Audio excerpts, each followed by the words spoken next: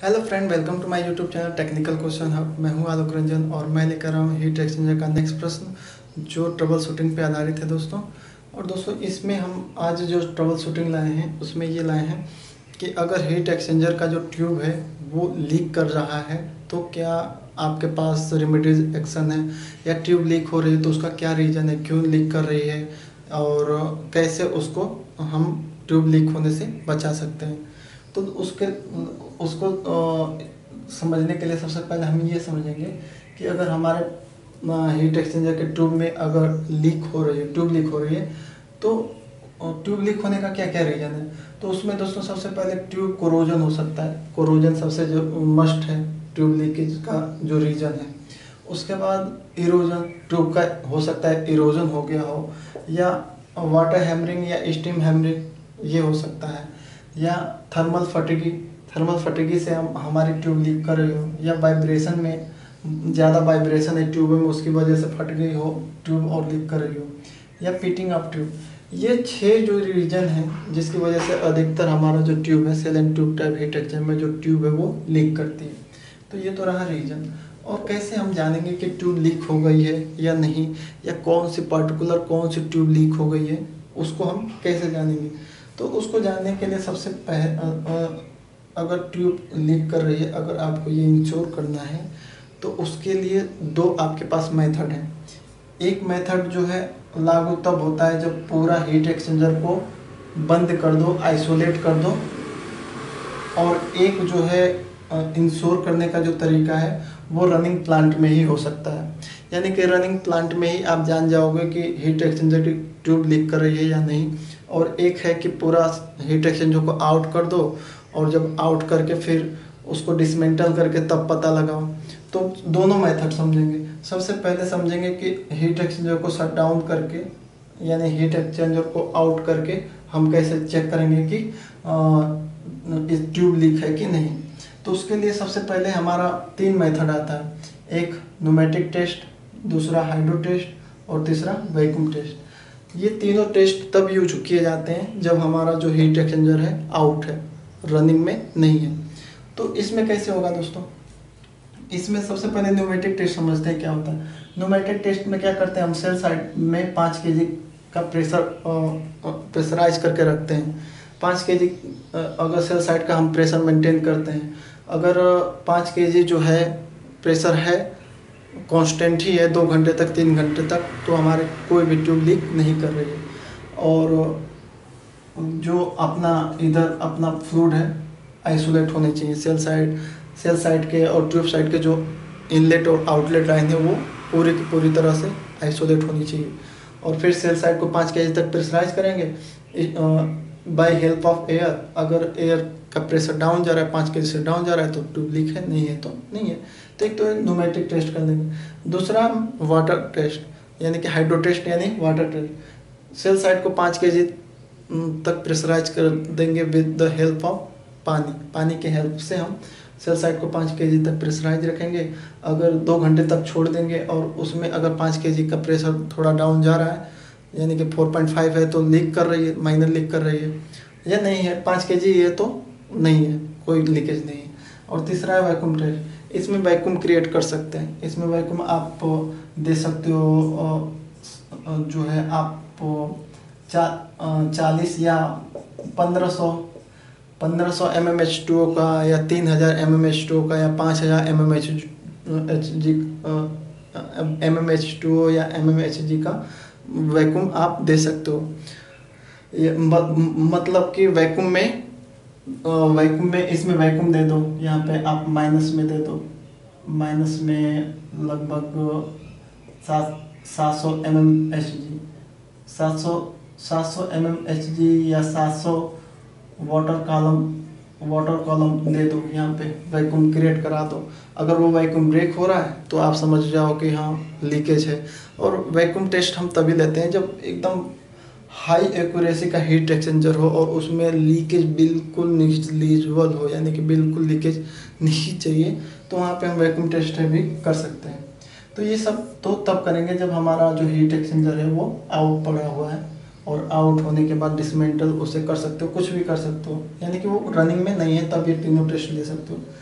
और during running the plant, अगर आपको रनिंग में ही चेक करना है, प्लांट चलते रहे और उसी में आपको हीट एक्सचेंजर की ट्यूब लीक कर रही है नहीं ये चेक करना है, तो कैसे चेक करोगे?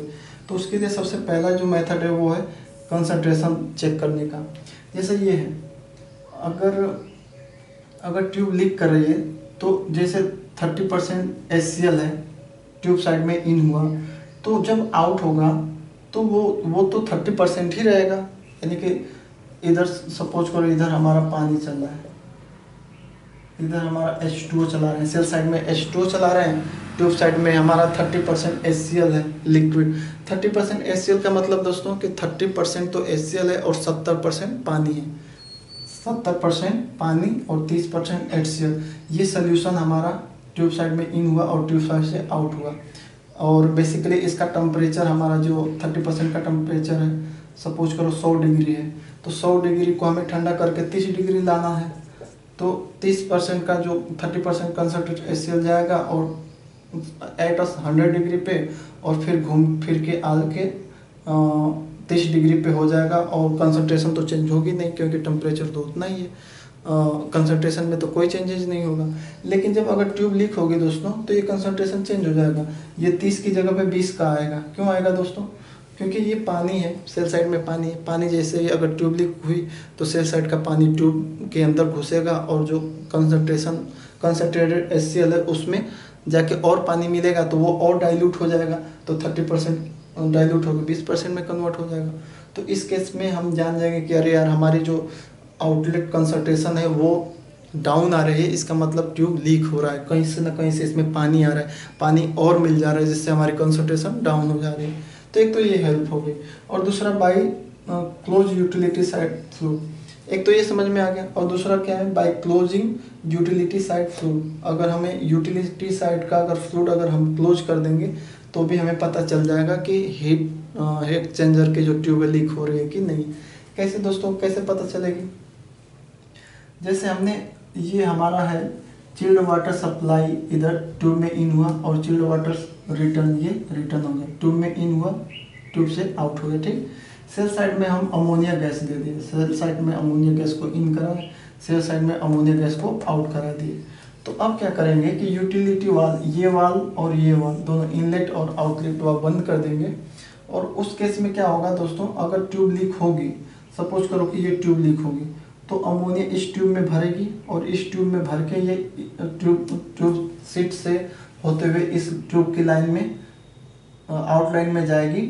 और चूंकि ये आइसोलेशन वाली आइसोलेट वाल तो वहाँ तक तो जाएगी नहीं, लेकिन यहाँ पे जो वेंट है, जो चिल्ड वाटर रिटर्न में हमारा जो ये वेंट है, वेंट वाल, अगर हम इस वेंट वाल को खोल देंगे तो ये अमोनिया इस ट्यूब में होते हुए, इधर से होते हुए इस लाइन से वेंट वाल के जरिए तुरंत बाहर निकलेगी।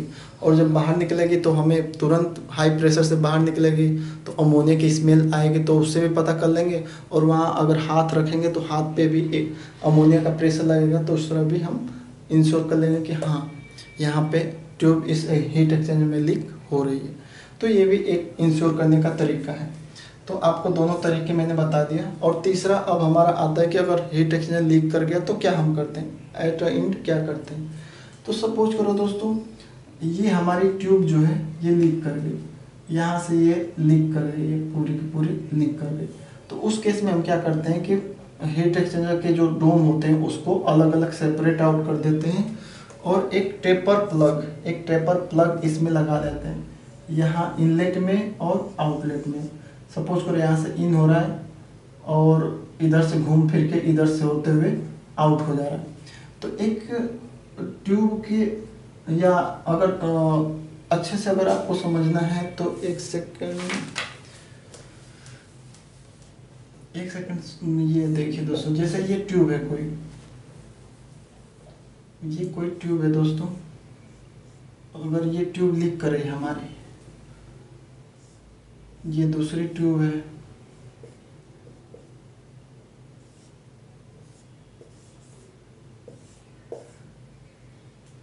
ये दोस्तों हमारी ट्यूब सपोज करो ये लीक हो रही है, यहाँ से पानी आया, इन ट्यूबों में भरा और इधर से आउट हो गया, 1-1 पास हीट एक्सचेंजर सपोज करो है। तो ये ट्यूब अगर लीक हो गई, यहाँ से सपोज करो ट्यूब लीक हो गई, इस पॉइंट से ट्यूब लीक हो गई है, तो उस केस में क्या करेंगे कि ट्यूब का जो इनलेट है यहाँ पे और ट्यूब साइड का जो ये आउटलेट है यहाँ पे हम क्या करेंगे, टेपर प्लग कर देंगे। एक प्लग लेंगे जिसकी लेंथ जो होगी एकदम ट्यूब के लेंथ के साइज के बराबर होगी। लेंथ उसकी लेंथ चूँकि लेंथ नहीं, उसकी थिकनेस जो हम टेपर प्लग ले रहे हैं उसकी जो थिकनेस है वो ट्यूब से स्लाइटली अधिक होती है। तो वो टेपर प्लग को क्या करेंगे, इनलेट में भी लगा के ठोक देंगे। यहाँ पे तुरंत प्लग आउट कर देंगे, थोड़ा सा हथौड़े से मार के। यहाँ पे जैसे टेपर प्लग लिया, इसको इसमें फंसाया और फिर पीट के अंदर कर दिया। इसी तरह इधर आउटसाइड में, इसी ट्यूब के आउटसाइड में टेपर प्लग लिया, वहाँ पे ठोक दिया हथौड़े से और वो प्लग हो गई। तो एक ट्यूब की प्लगिंग कर देते हैं। और दोस्तों अगर ज़्यादा अमाउंट में ट्यूब प्लगिंग हो गई, जैसे एक ही हीट एक्सचेंजर है उसमें 200 ट्यूबें हैं, तो 200 ट्यूबों में लगभग 120 ट्यूबें प्लग हो गई। ऐसे करते करते लीक होती गई, प्लग करते गए 200 में से 120 प्लग हो गई। तो अब उनकी प्लगिंग और नहीं करेंगे, उनकी हम क्या करेंगे दोस्तों, उनकी रीट्यूबिंग कराएंगे। रीट्यूबिंग उस shell and type heat exchanger को भेज देंगे मेंटेनेंस में और उसकी रीट्यूबिंग करा देंगे। तो आई होप आपको एक आइडिया लगा होगा कि सेल एंड ट्यूब टाइप का हीट एक्सचेंजर लीक कर रहा है, ट्यूब लीक करे तो उसके क्या क्या रीजन हैं, कैसे आपको पता लगाने हैं और कैसे आप उसको प्लग करेंगे उसी पार्टिकुलर ट्यूब को। और अगर मैक्सिमम अमाउंट में लीकेज है तो उसको रीट्यूबिंग करा देंगे। तो आई होप आपको अच्छी ये वीडियो लगी होगी। Thanks for watching. जय हिंद दोस्तों।